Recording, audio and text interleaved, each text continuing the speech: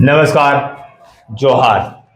બધાને જ મકર સંક્રાંતિની શુભકામના. વાત કરીશું નવસારીના વાંસદાની. વાંસદા તાલુકામાં ઉનાઈ ગામ છે. ઉનાઈ ગામ માતાજીના મંદિરથી વિશ્વ વિખ્યાત છે.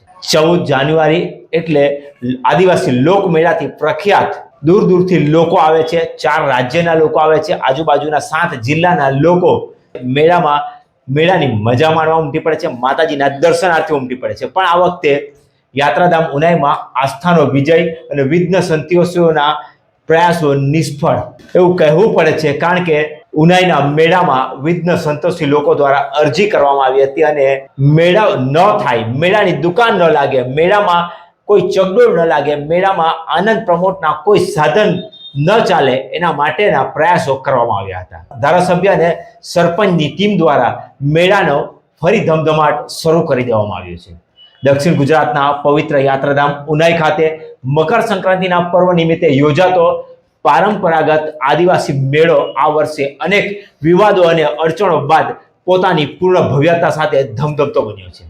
મેળાને બંધ કરાવવાના કે તેમાં અડચણ ઊભી કરવાના કેટલાક અસામાજિક અને અસંતુષ્ટ તત્વોના પ્રયાસો આખરે નિષ્ફળ રહ્યા છે.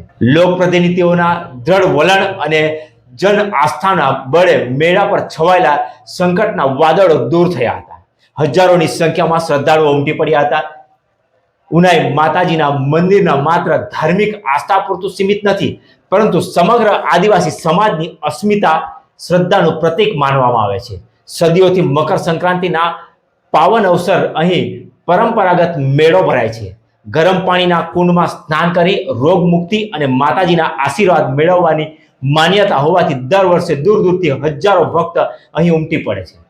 મેળો સ્થાનિક આદિવાસી સાંસ્કૃતિક, લોક અને ગ્રામીણ અર્થતંત્ર માટે ખૂબ જ મહત્વપૂર્ણ અને આધાર સ્તંભ છે. આ મેળા થકી ઉનાઈની જનતાના 70% લોકો જેમનો વ્યવસાય મેળા કરવાનો છે, વેપારનો છે, એવો પોતાનો વેપાર થકી આખા વર્ષનું ખાવાનું એટલે કે સીધું ભરતા હોય છે. અને આ મેળો આ તમામ લોકોના ઘરના ભરપોષણ પૂરું પાડે છે આખા વર્ષમાં. આ વર્ષે મેળાની શરૂઆત સાથે જ વિવાદો ઊભા થયા હતા. કેટલાક ગણ્યા ગાંઠિયા અસંતુષ્ટ અને ઈર્ષાળુ તત્વોએ મેળાની વ્યવસાયને બગાડવા માટે પાયા વિહોણી ફરિયાદ કરી હતી. રાજકીય વર્ગનો દુરુપયોગ કરી મેળામાં આવતી મનોરંજનની રાઇડ્સ, ચગડોળ તેમજ દુકાનોને મંજૂરી ન મળે તે માટે પ્રયત્નો કરવામાં આવ્યા હતા.